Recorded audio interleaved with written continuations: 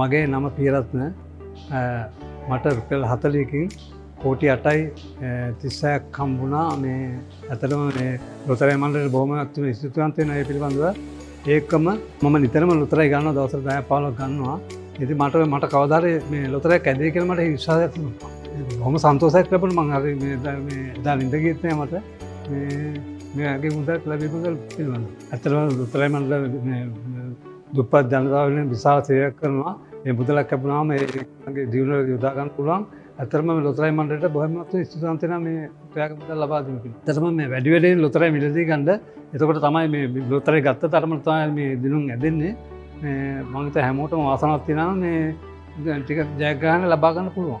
මම ඉදිරියට ටික නිතරම ගන්නවා මේ ලොතරැයි මණ්ඩලය වෙනුවෙන් මේ ඔබට ජයග්‍රහණ ලැබෙයි කියලා මම විශ්වාස කරනවා. ඔව් ඇත්තටම ලොතරැයි මණ්ඩලයට බෙහෙවින්වත් ස්තුතිවන්ත වෙනවා. මොකද මේ වගේ මුදලක් මට ලබා දීම පිළිබඳව විතරටත් ඔබ තමන් වහන්සේලාට කියන්නේ විතරම ලොතරැයි මිලදී ගන්න කියලා.